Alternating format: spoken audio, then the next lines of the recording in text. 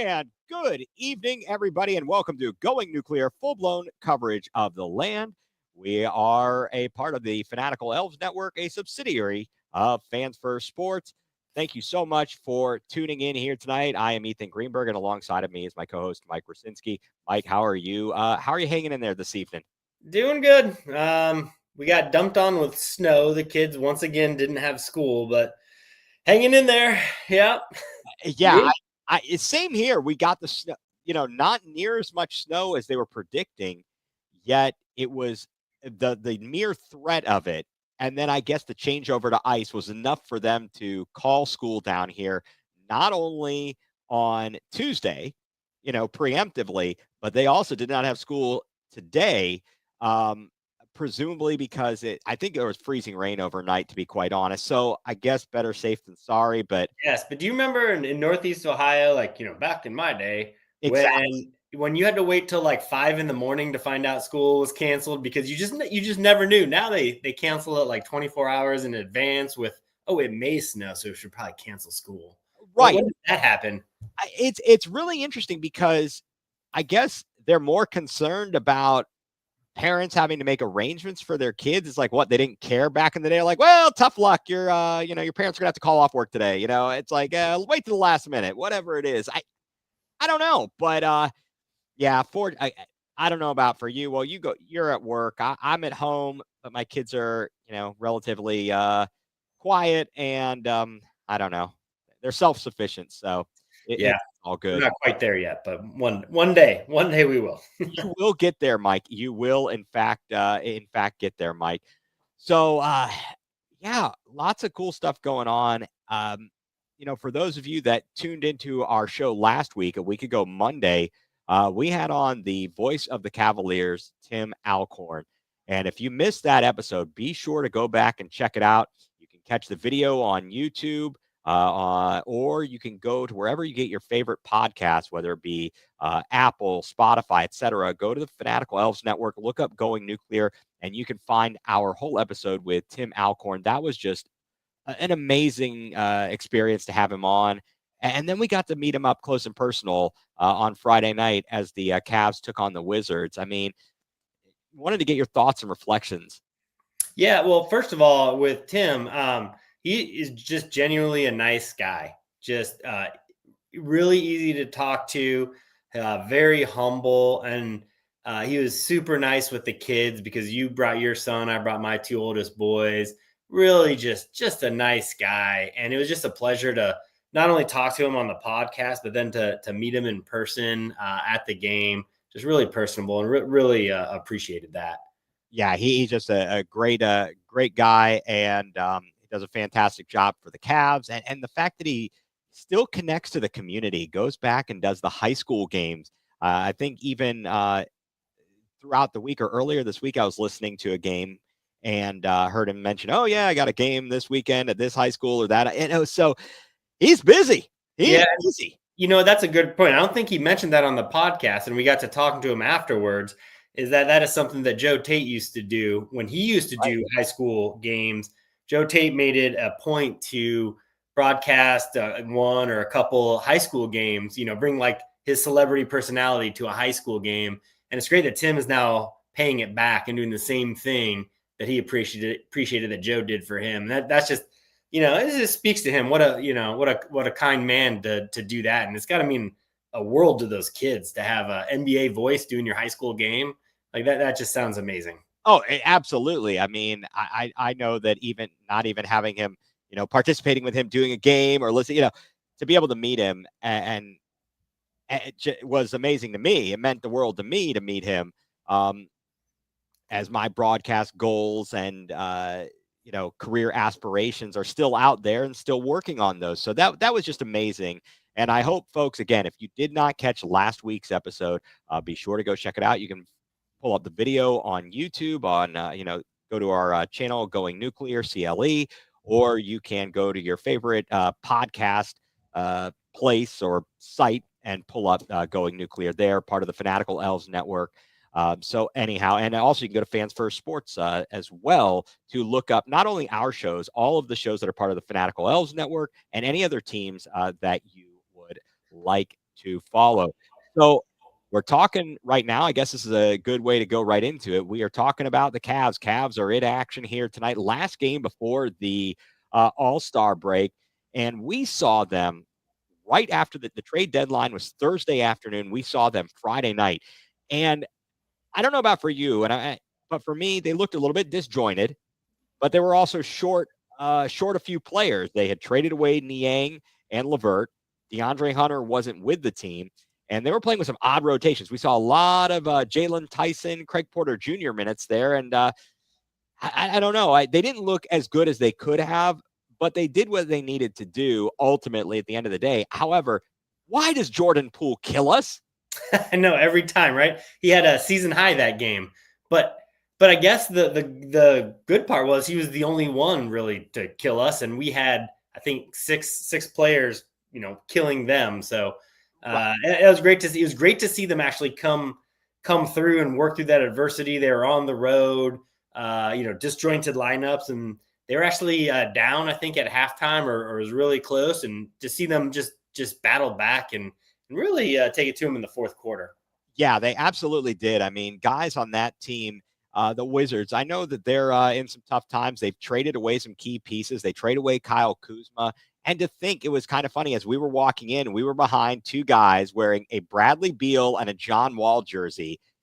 How far have they fallen from Bradley Beal and John Wall and thinking, hey, we're on, the cusp right here.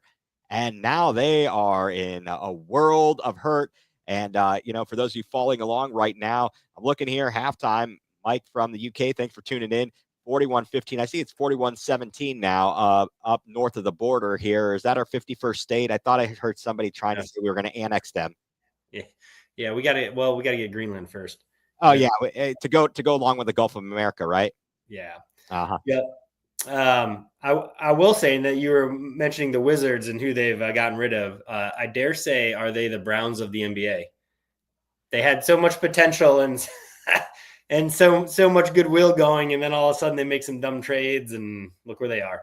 Right, they really missed out on their window with that young talent, and they have just fallen on some hard times here.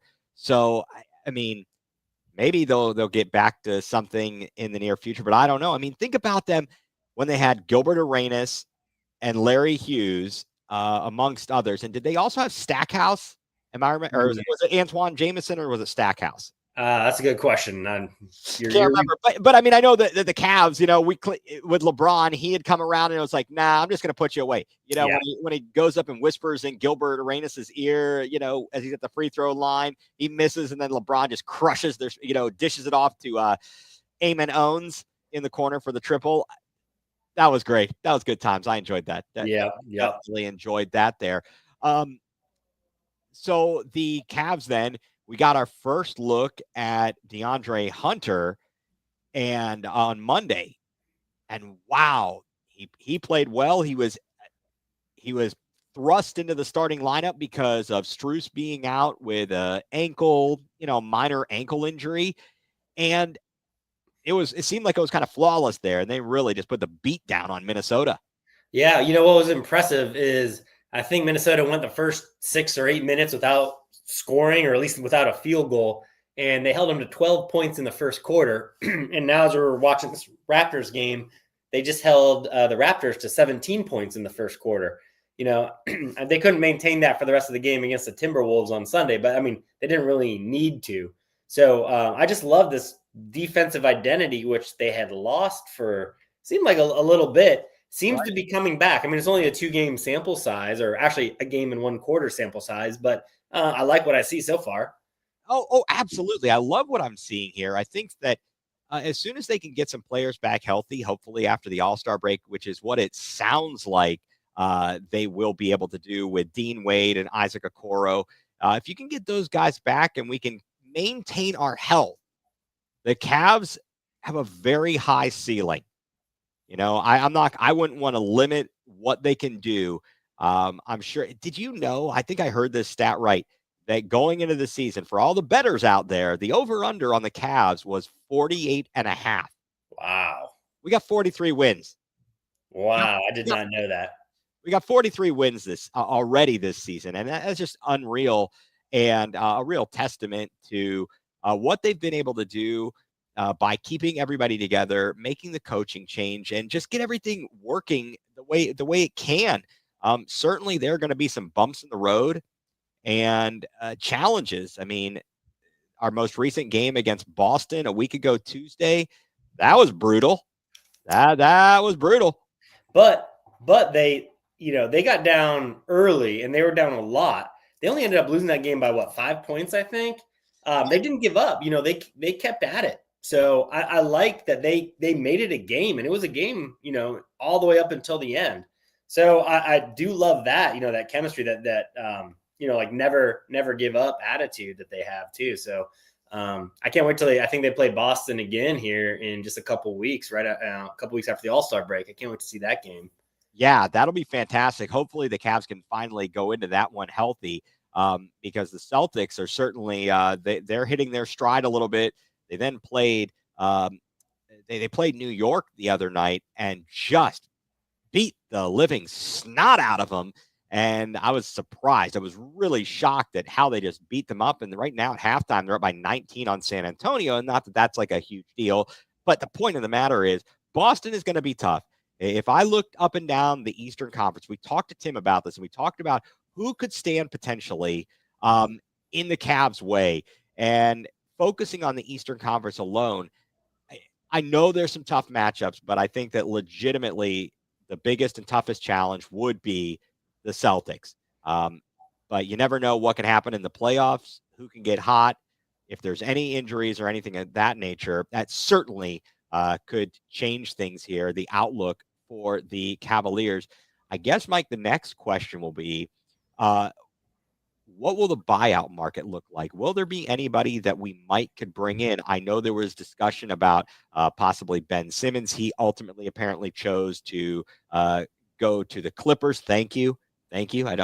I'm perfectly fine with that. I haven't heard many other names. Have you heard any rumors out there of possible buyout candidates that could come and bolster the Cavs roster just to be even a minor spot contributor? Yeah, so I'm with you. I'm thankful we didn't get Ben Simmons. I think, they've talked so much this year about chemistry and how the team fits together. I mean, why would you even bring in somebody like that? It's a minor contributor, but could potentially disrupt, what you got going on in the locker room. So I'm glad they didn't get him.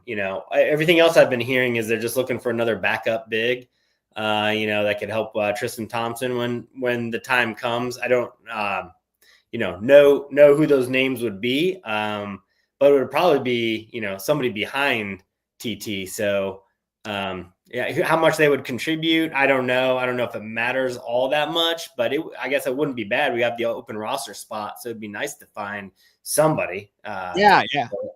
Can we get David Robinson out of retirement? Wait a second. Brad Daugherty's right there. Let's just go pick him up. We can put him in. No, did you actually hear there was a dialogue going on, I think, with on ESPN with Shannon Sharp. I believe it was Shannon Sharp, Stephen A, and Wendy. And Stephen A was talking about Dwight Howard, and like it was the commentary and the back and forth there. I think Brian was like, "Are you serious?" Yeah. It was great. It was fantastic. I really did enjoy that back and forth. And you talked about the chemistry.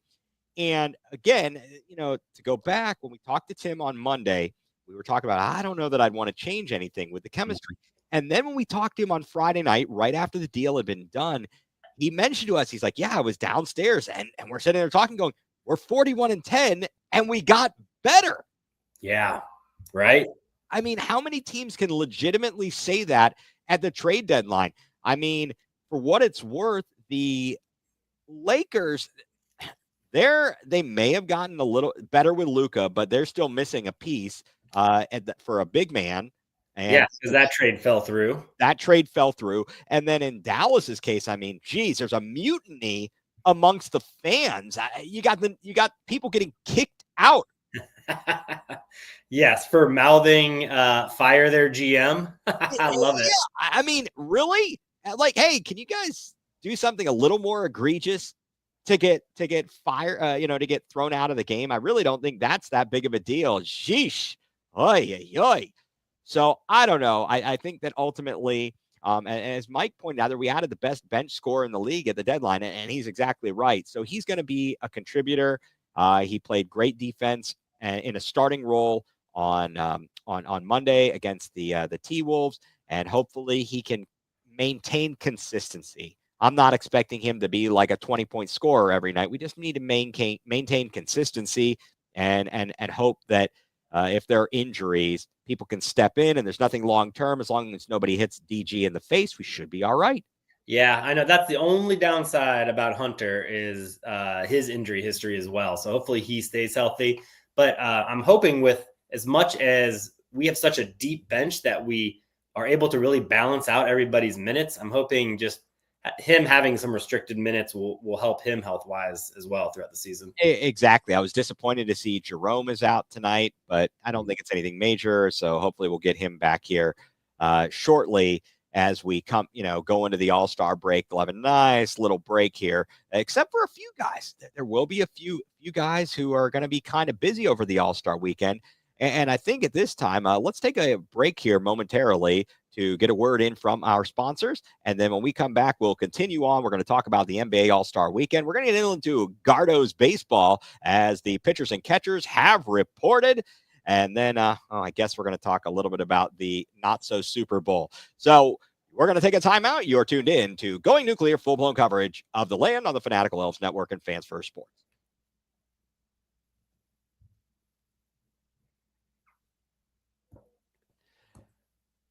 And welcome back, everybody, to Going nuCLEar, full-blown coverage of the land. Ethan Greenberg here. Alongside of me is Mike Rasinski on the Fanatical Elves Network, a subsidiary of Fans First Sports. So, Mike, we were just about to start talking. We've been talking Cavs. We're going to talk about the upcoming All-Star Weekend. So we've got some players who are going to be busy on Saturday as well as on Sunday. DG is in the three-point shootout. And then Evan Mobley and Donovan Mitchell are going to be teaming up in the skills challenge. So what do you think about the three-point contest as it is today and the competitors that are lined up?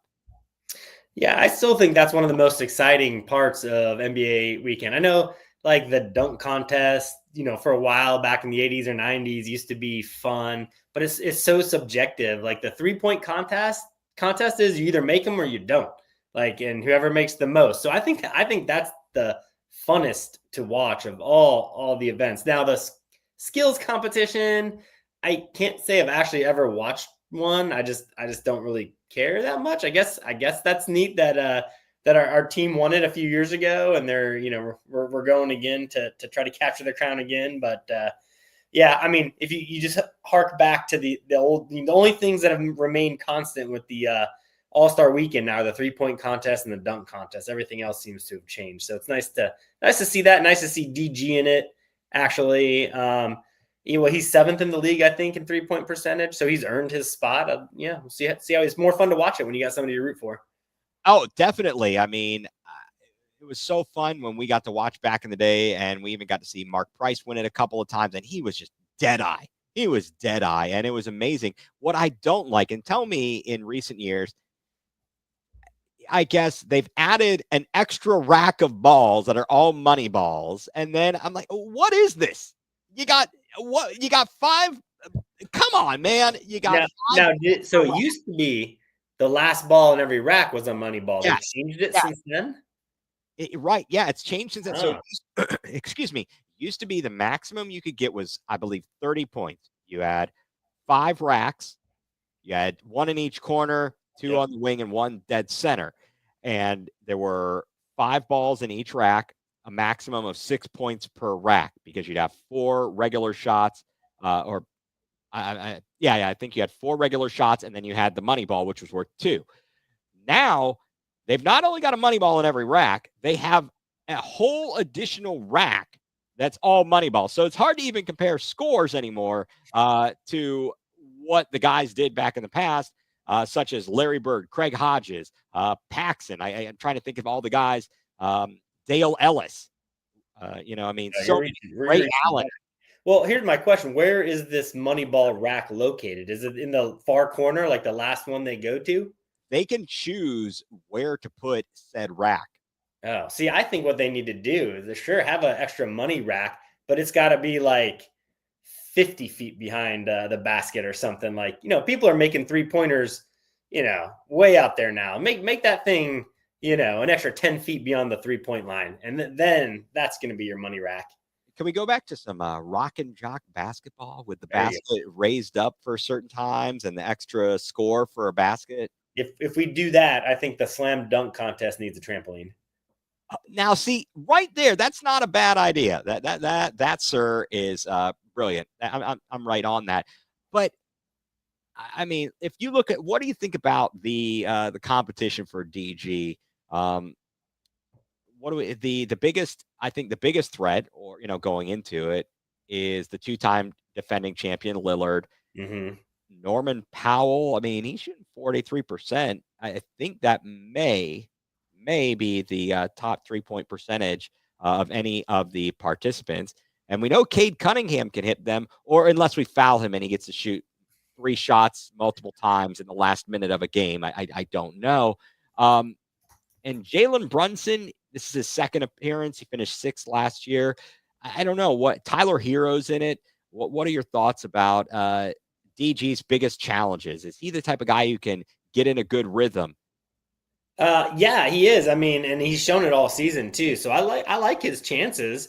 I did see that he was number 7 in the league for 3-point percentage. So he's up there. He's earned it. I'm trying to look right now to see who's number 1. I haven't been able to find it yet, but I wonder how much experience is going to play in this, because, like you said, you have Lillard, who's already won it twice. You got a couple guys that have competed before.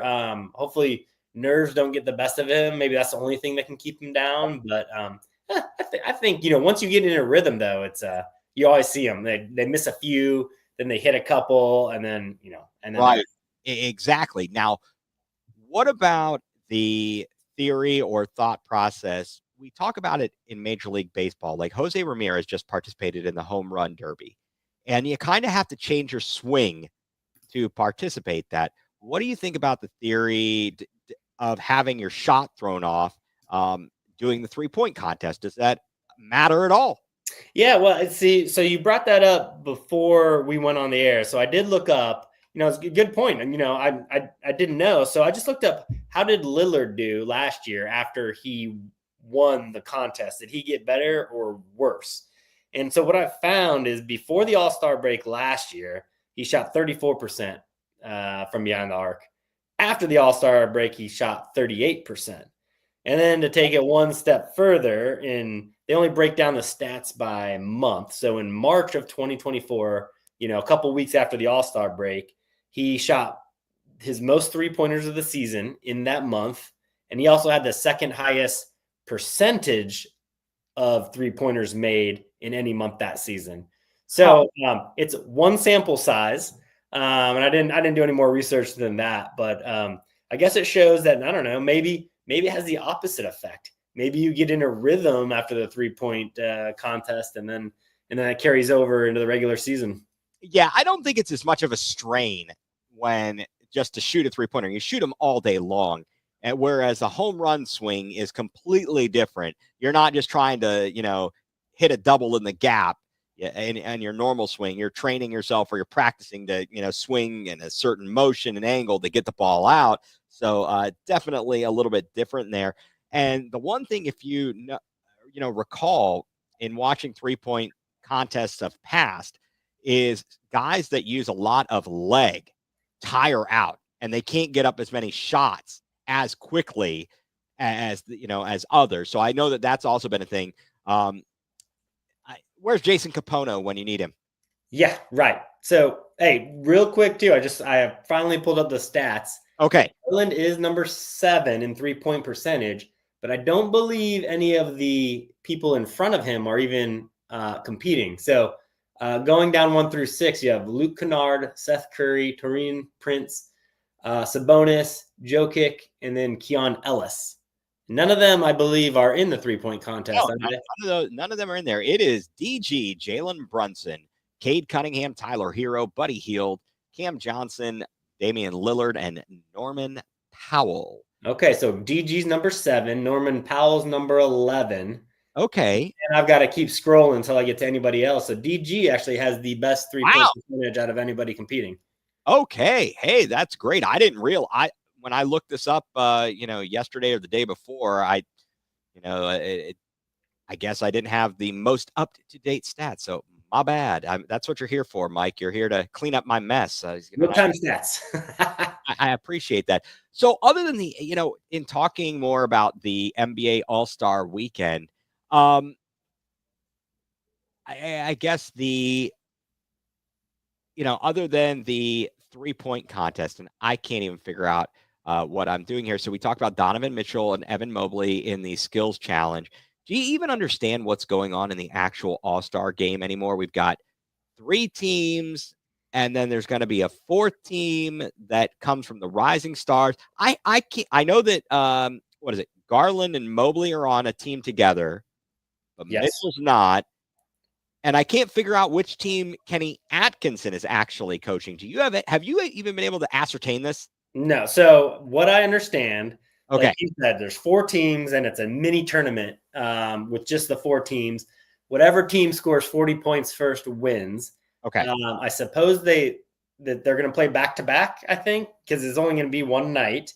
I don't know which coach is coaching which team. Oh, great. Fantastic. And then the draft, yes, was like live on TNT last week. It didn't really seem like Chuck, Kenny, and whoever the third GM, I guess, was even knew what they were doing.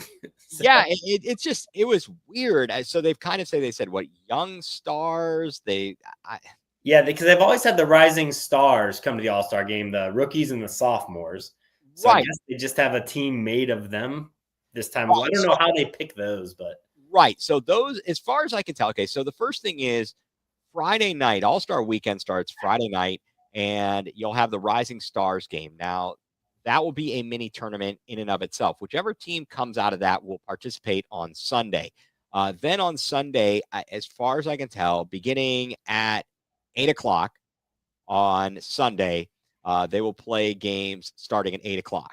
And then the 2 winners of those games will go on and face each other in a winner-take-all in that tournament. But it's just like, I will say this. The fact that I can't find any real explanation actually makes me want to watch. Just to see it. And it won't just be a scoring fest with no defense. It's got to be better than last year. Last year's was awful. Oh, it's just unwatchable. And I understand that guys don't want to get injured out there. But at the same time, like, have some pride.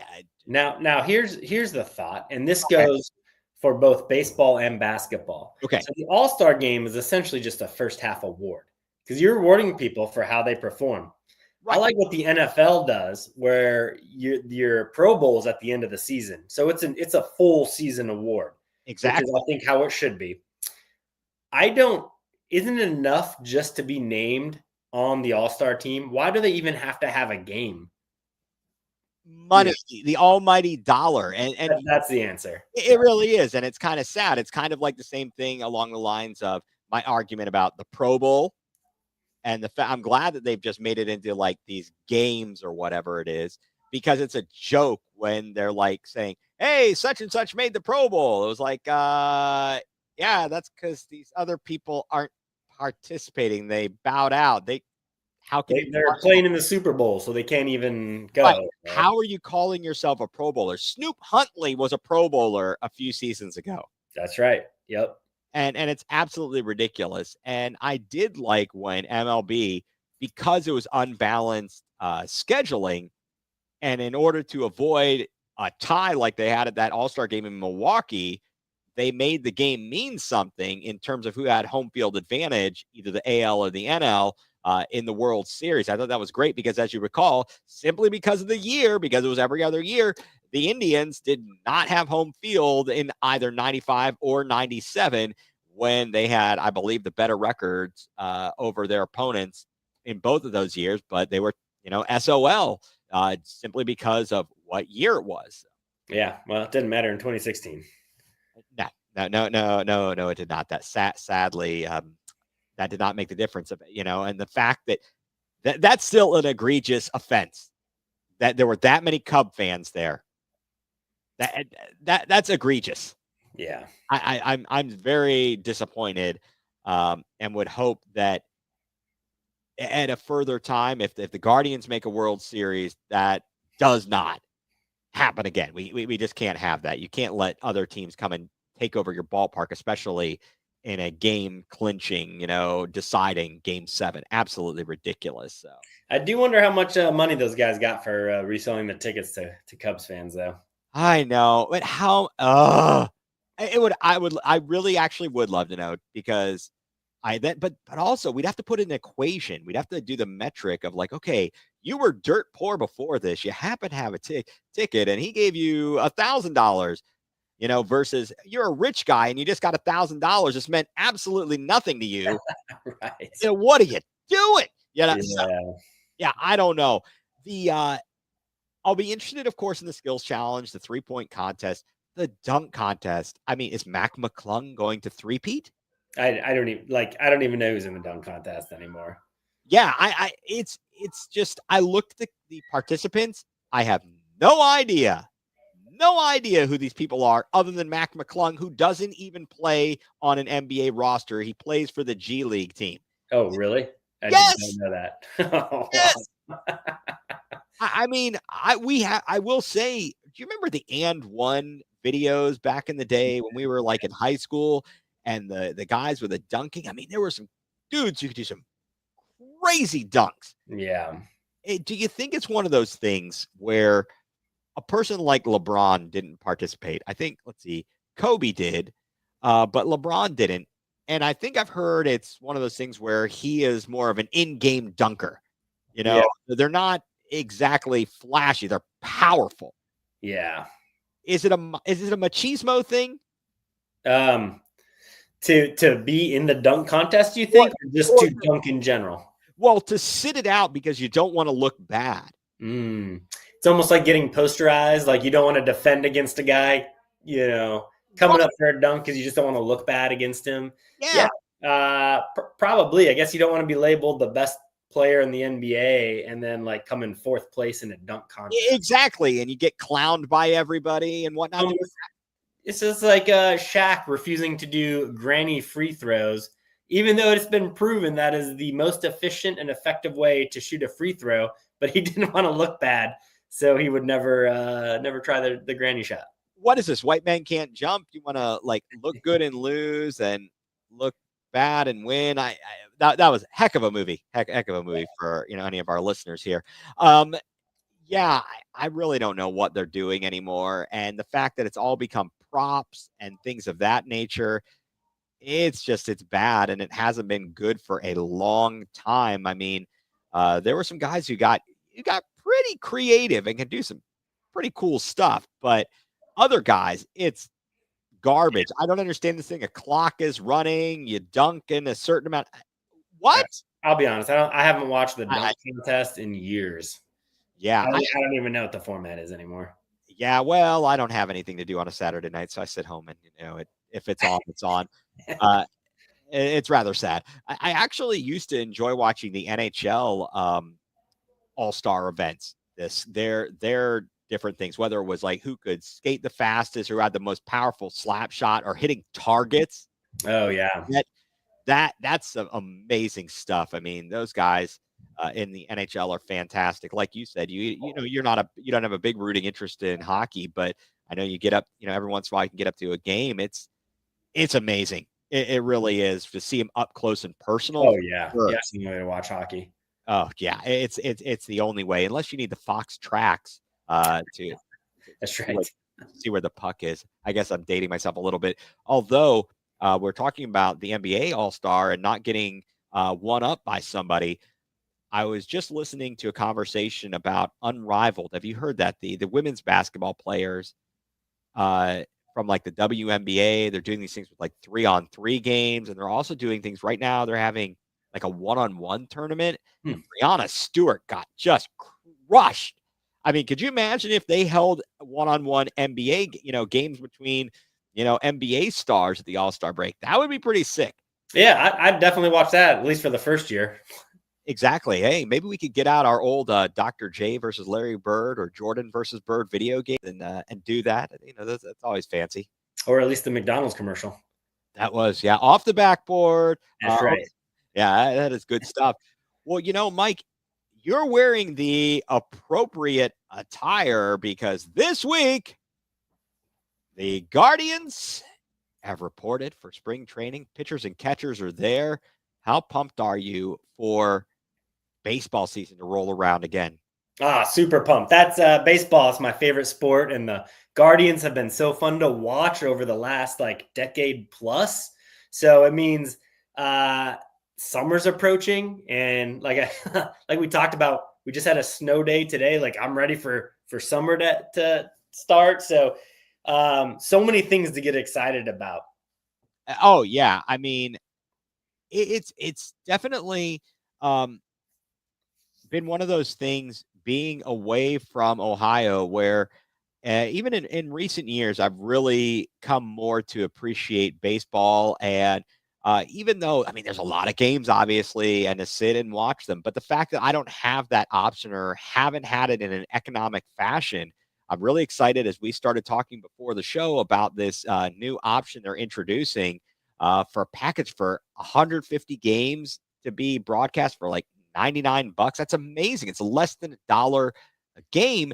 And I feel like having that option is just nice to have because I know the games can be long, although the pitch clock has drastically improved that and the different rules changes. I'm actually a big fan of all that. I know there were some baseball purists who weren't exactly excited about these things, but it makes the game go a lot faster. Yeah, I agree. So that's one of the reasons I like baseball so much is it's on pretty much every day. So you always, you don't have to sit down and watch the whole thing from start to finish, but in the evening, throw on a game, catch some of it. It's fun to do. And now because of this new streaming option the Guardians have, I think they said viewership is going to reach 250% more households than it did last year.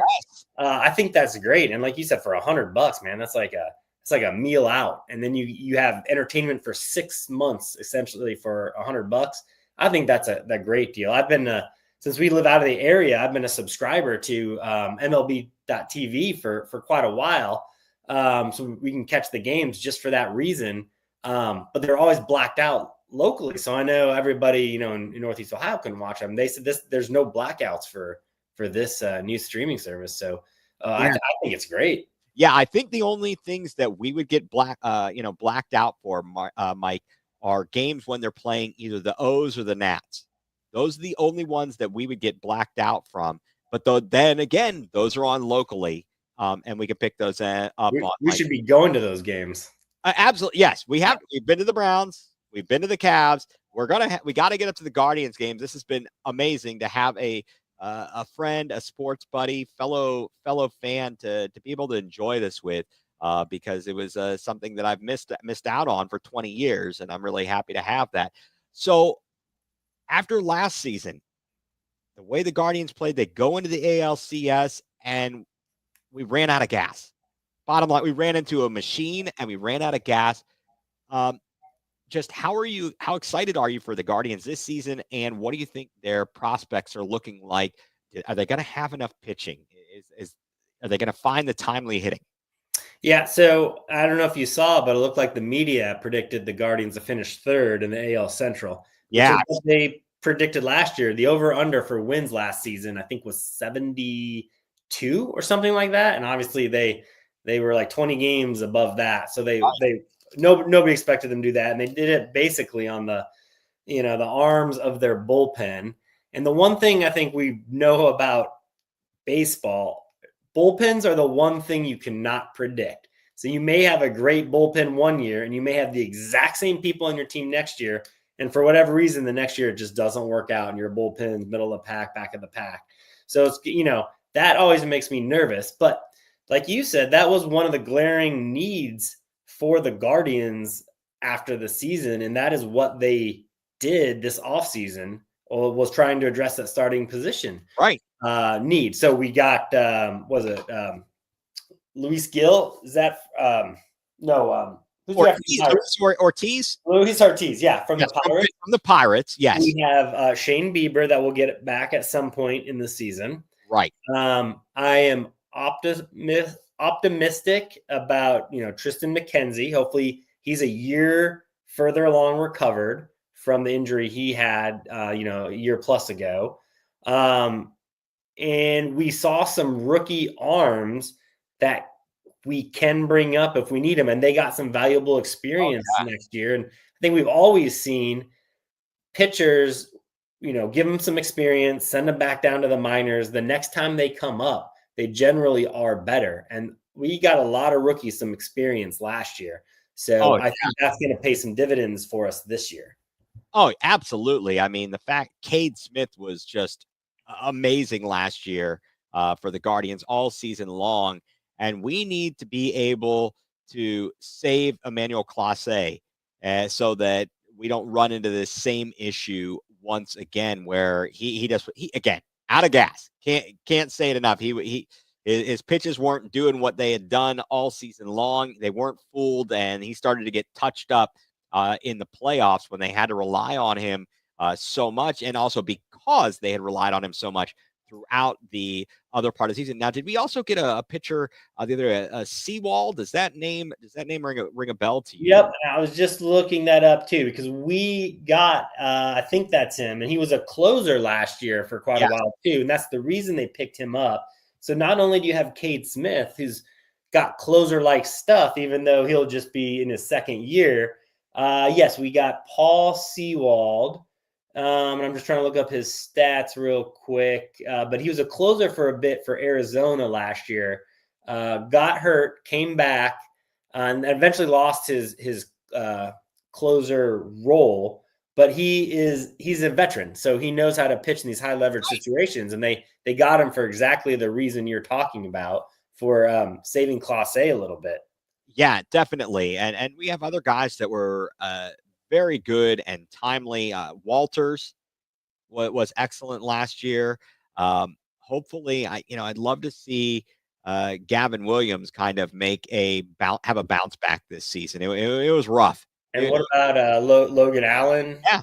Too. Yeah. He got sent down. So hopefully between him and McKenzie, one of them can emerge as a viable starter. It seems like, Mike, all year last year, we spent from the beginning of the season, from opening day till the end of the, whatever, talking about Tristan McKenzie and how he was going to be and was he going to bounce back. And he just, that was such a wow. Yeah. Fell off a cliff, that injury. He didn't get it repaired. He just kept on going, and he still hasn't had a surgery, but hopefully whatever it is has healed and he can get back to what made him very good, because he's got that height. And so, as I understand it, not being a big, having played a lot of baseball, but with that height, you look so much closer to the batter by the time the ball is released. I mean, hopefully he can put it all together, and he can make his way back to Cleveland and become a regular contributor. The fact that we had to put the patchwork together with Tanner Bybee leading the way, and when he's your strongest starter, it was definitely rough. It was rough. Yeah. And hopefully he will come back strong as well. And all the innings he pitched last year, that's the only thing that has me worried about him. And then who was our number 2 starter last year? The guy they picked up from the scrap heap from the Korean League, Ben Lively. Yes. Was that a fluke year last year, or will he have another solid, decent year like he did last year? Because that was a surprise. Nobody was expecting that. No, nobody was. Definitely, he was a major surprise. And then those late season pickups, and we were just discussing this. Alex Cobb came in and really did a nice job between Cobb and then I keep getting them confused because we got Boyd and Cobb at the end of the season. One of them kept having their fingernail split. That was Cobb. And then he goes and gets signs but he's, he did okay, goes to signs with the Tigers, and now he's out with a hip injury. And he had the hip injury prior to coming to the Guardians too. Yes. So who knows how serious that is. Yeah, that is just not good. And also, as you and I were talking in that Luis move where we traded Jimenez to Toronto and ended up, turning that into Luis Ortiz, Spencer Horwitz from Toronto, who ended up down over with Pittsburgh. He's hurt. I saw, wrist injuries out like 5 months. Oof. That Yeah. is crazy. So let's hope the injury bug doesn't bite the Guardians. And there's a lot of positions that are pretty well set for the guards. Um, you've got you've got your third baseman. You got Ramirez. I suppose we're going to be looking at Rocchio at short. Mm-hmm. We got Quan in left. I guess Lane Thomas will be our regular center fielder. Yeah, I like that. I think that's an improvement from last year. Definitely. And then at first base, you're probably going to be looking at Santana for the most part, with Manzardo filling in a little bit. Yeah, and I'm okay with that. From time to time. Who are we going to rely on as the starting catcher, though? I mean, right now, yeah. Are we really going to rely on Bo Naylor? Maybe getting out from under the shadow of his big brother will help him. Well, it was a big shadow. Yeah, it's gonna. And it got a lot bigger too. Yeah, it got a lot larger as the season went on. It was it was not so good there. How much do you think that affects a team? We were just talking about the Cavs and chemistry. Naylor, Jimenez. I mean, they were big personalities, as part of last year's team. Yeah, I mean, it's almost like they keep bringing back Austin Hedges, and they bring him back for that reason. He's like the glue of the clubhouse, like an extra coach. So I think it does matter. But I wonder if it matters less in baseball only because the rosters are bigger. I don't know. I'm just speculating right now. I think, you have more people to interact with, with a football team or a baseball team, where in basketball it's only, 15 is what you have. But I definitely do think it matters. And I do think the Guardians front office takes that into account too. And they have a really good track record of bringing in quality people too, not just talent. That's much better than the people down the road from them, huh? Yeah. It couldn't get much worse for them. Yeah, I mean, we did get rid of. I mean, we can't be held responsible for what that. I can't. I can picture him now, but the crazy pitcher who cut his finger on the Trevor Bauer. Yeah, we can't be held responsible for him. He wasn't with us when his disaster occurred there, other than the drone, but his personal disasters or allegations. Right. And then when you have stuff like that happen, like Clevenger, right, going out during COVID, he's gone. So they are actually tough, smart, and accountable. That's the team that is. Yeah, 100%. And we retained Carl Willis. Mm-hmm. And that's amazing because I was worried he was going to head down the road to Cincinnati with Tito. Yeah. What do you think about that? Tito coming back? I mean, good for him. I hope he's healthy enough. And I would be watching out. I heard this elsewhere, and they're probably right. They lost a lot of close ball games last year. Cincinnati did. So I would be on the lookout for them to have a chance to improve in that central division of the NL. I know Milwaukee's kind of been at the top, but certainly there's room there. There's possibilities, and they've got some. Ellie De La Cruz is amazing. Yeah, a guy's amazing. I don't know that we have anybody quite like Ellie De La Cruz on our roster. I mean, Jose is amazing. I love Jose, but Ellie De La Cruz is a different type of player on a slightly higher level. He's got a lot of career left in him. Not that Jose doesn't.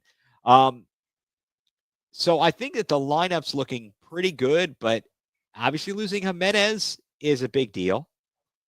And now we got to make some, figure some things out in how to fill those voids. And I don't know who is going to step up next season. What are your thoughts? Well, I like that they actually, it looks like, traded from positions of strength, though. Because Jimenez, again, he was lacking in offense a little bit. Obviously, untouched defensively. But we have a ton of young infielders that can replace him that probably aren't going to be that big of a drop off defensively, but provide more offensive power. And we already know the future of second base is going to be Bazana, I imagine, at some point, 2-3 years down the road. So we have that. And then you have Juan Brito, who everybody is saying is the next superstar right before Bazana gets up here. So we have him to look forward to. And then you have all the other infielders that we tried out last year from Angel Martinez. I think Schneemann played a little bit of second base. You've got who lost out to the shortstop to Rocchio. He's on his last option. I'm drawing a blank here. Gabriel Arias. Oh, yes. So we dealt from a position of strength there because we have people to replace him. And then obviously right field is not figured out yet, but you give the Big Christmas a shot. He's just got to get more consistent at the plate. If that guy can get more consistent, it's like straight ball. I hit very much curveball. And he was decent in the field too for such, he doesn't look like it, but he can move. And then you got Will Brennan, who has, he was solid, and you can platoon those two. And then in the depending on how fast he can get up, Chase DeLauder seems like he's the future at right field. Yes, that you are on the money. These names, as you're saying them, I'm going, oh yes. As we talked before, I was just listening to Andre Knott talk about the different options, and I had forgotten, some of the guys, as you mentioned, like, oh yes, yeah, he did mention that person and that person, and Chase DeLauder was one of them. I know we've got some. We were talking about catchers. I know we've got some guys coming up through the minors who potentially could make their way to Cleveland that were headed from AA to AAA last year. So we'll see how that goes. And we're going to have some of our friends, some baseball guys on here, from Prospects of the Land to talk some baseball as we start into spring training and get ready for Major League Baseball season. So I'm feeling pretty good. I know that, like you said, we were picked third in the division, but it is what it is. Will the vortex still work in right field? The wind vortex, because it depends on what renovations they did this year in the off season.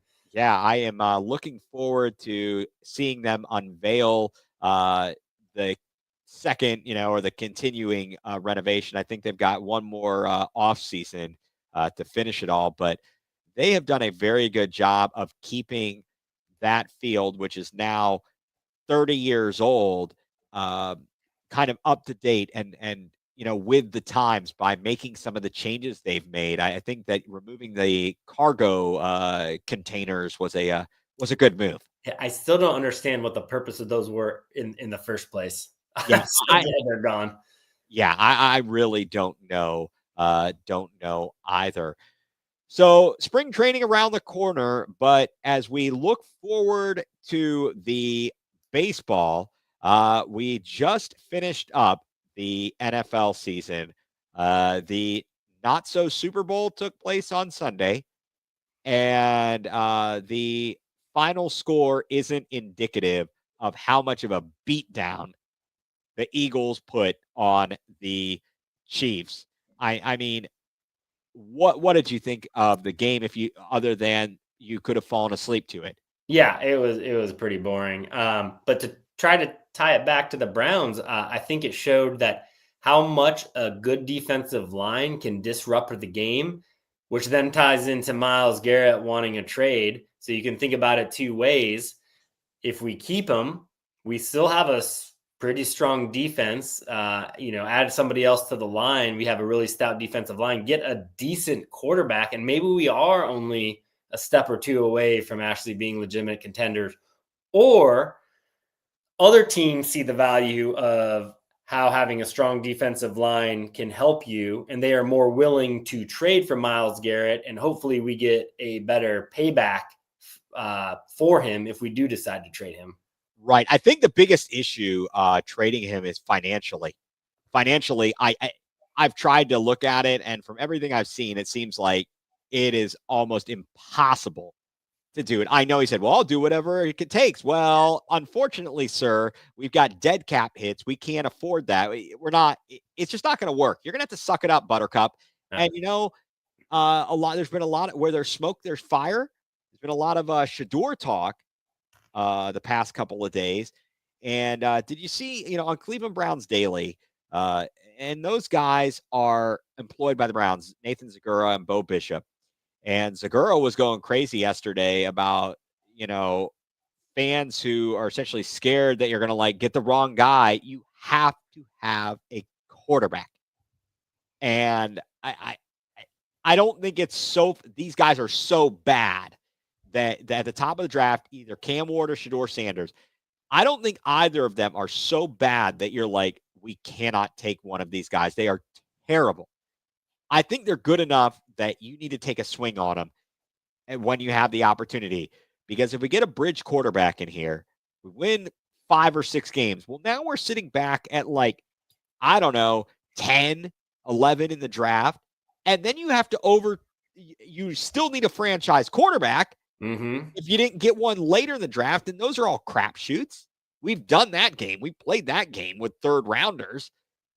And so then we have to overpay to get back to the top of the draft board. You're already at the top. I'm in the camp of get the quarterback. Did the Super Bowl show you anything about getting a second round quarterback like a Jalen Hurts? Because all the talk is after those top 2, there's going to be about 3 of them that may go in the second round, like a Milrow.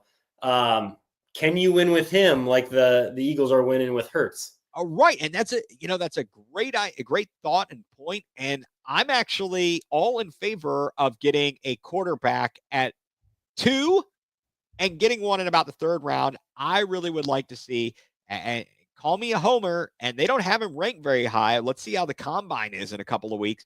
I would love Will Howard. I like his size. Carter.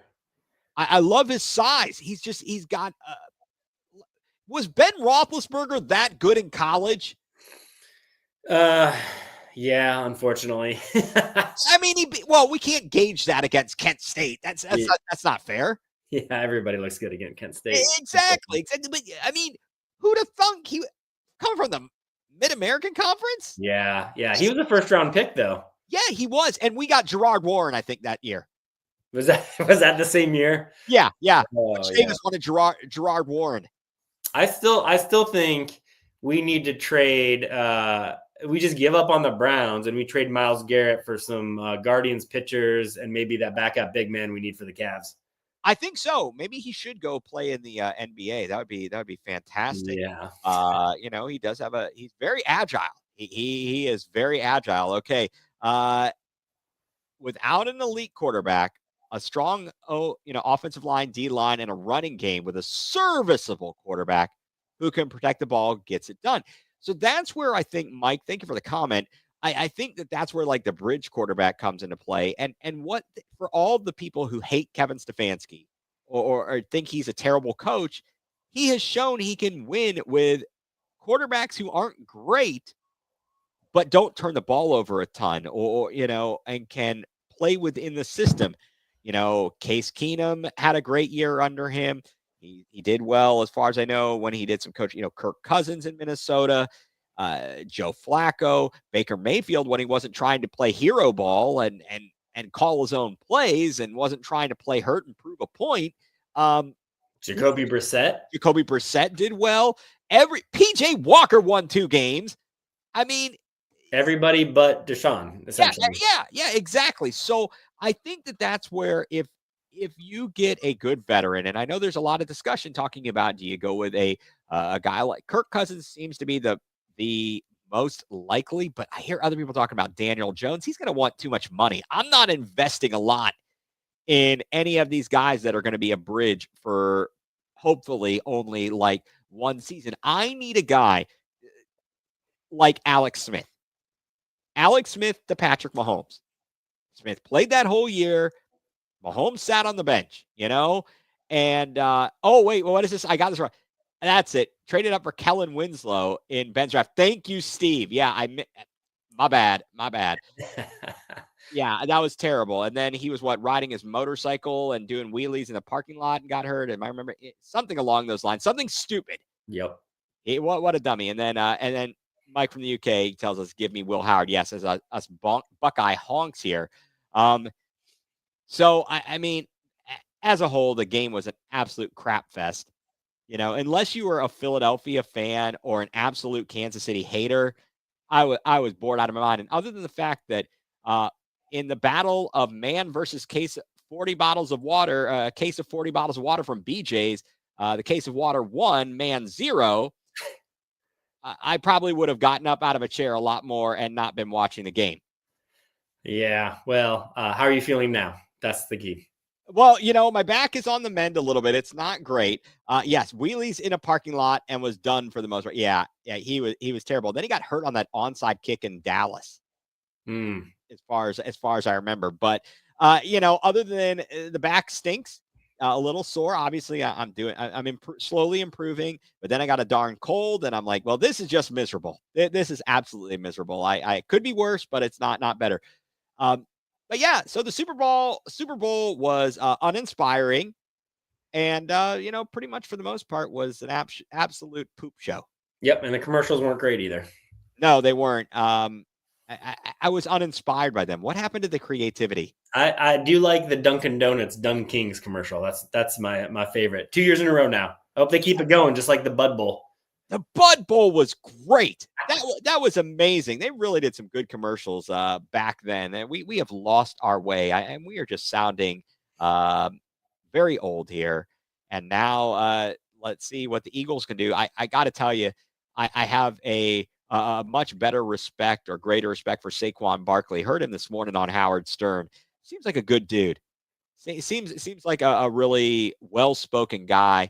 And certainly congratulations to the Philadelphia players and their team.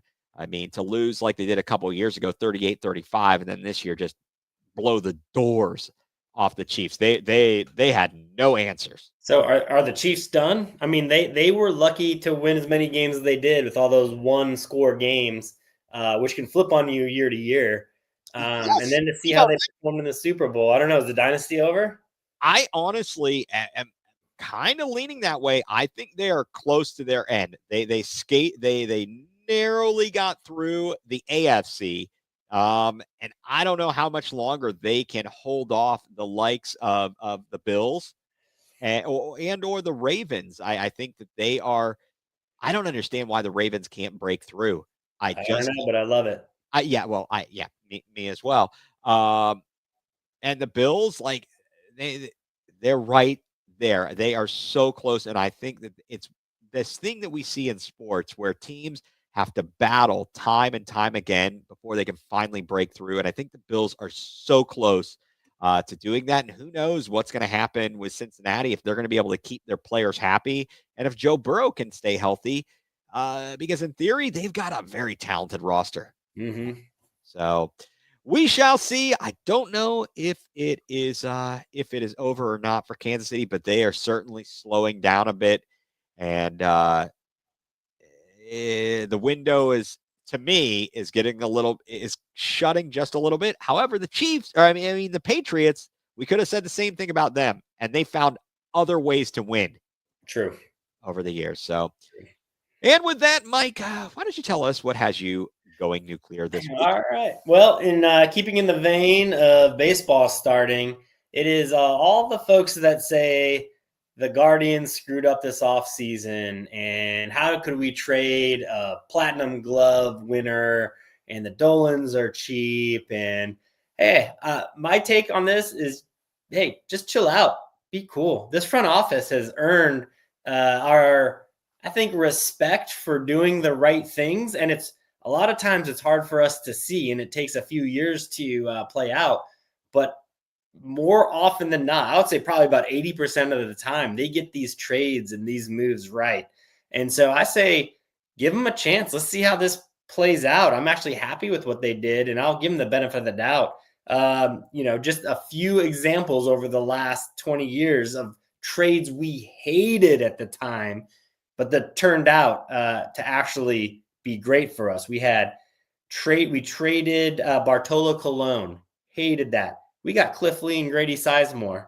We traded Joe Carter. Remember that one? Oh, man, I love Joe. That brought us back Sandy Alomar and Carlos Baerga. Traded our Cy Young winner CC Sabathia, who's now in the Hall of Fame. We got Michael Brantley for that. Traded Jake. I wouldn't be so happy about that. No. I'm fine. I'm fine with that one. I love Brantley. Well, I mean, what a good guy for the Tribe. Traded Jake Westbrook. Got Corey Kluber.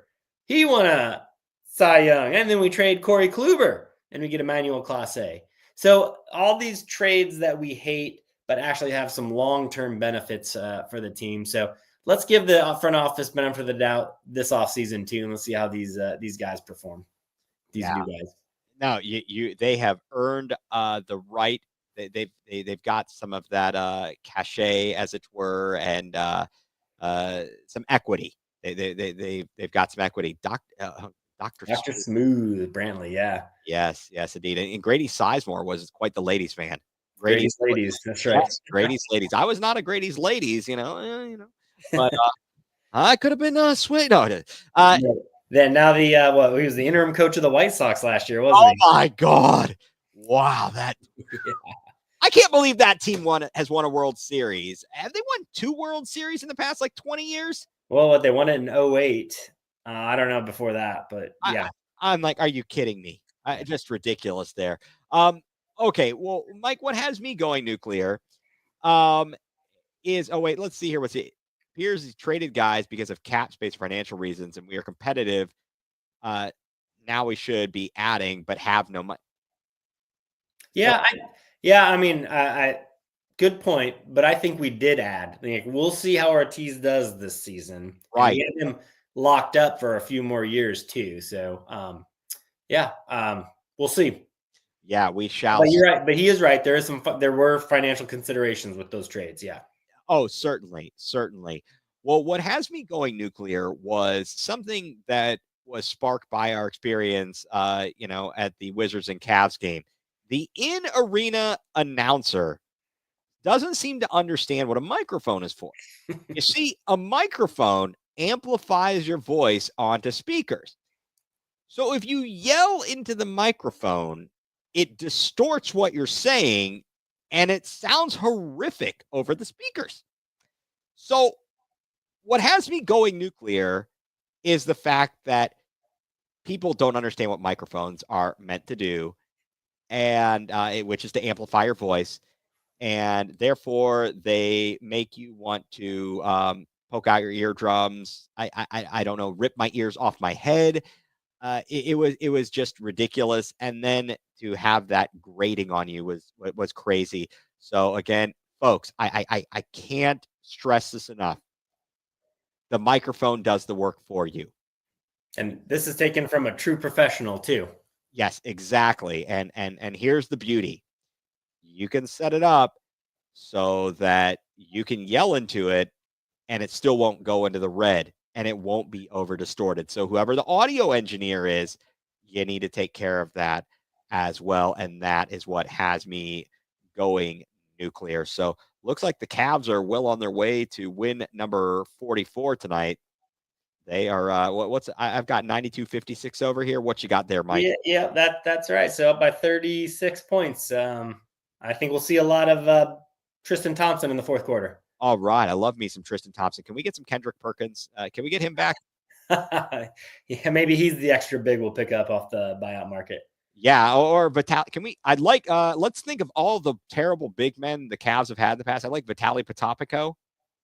How about Chris Mim? Yeah. Chris Mim, that's right. Yeah, Chris Mim, he was solid. Ben Poquette. Can I offer you a Ben Poquette? Because I think he'd really be good. now you're reaching. Okay, I am. All right, Mike. Well, thank you so much as always. Thank you for everybody who's listening. Oh, here's a good one. We can get Andre Drummond back. There you go. Yeah. That was excellent. Thank you for everybody who tuned in tonight. And that is going to do it here. You have been tuned in to Going Nuclear, full-blown coverage of the land, a part of the Fanatical Elves Network and Fans First Sports Net. Have a good night.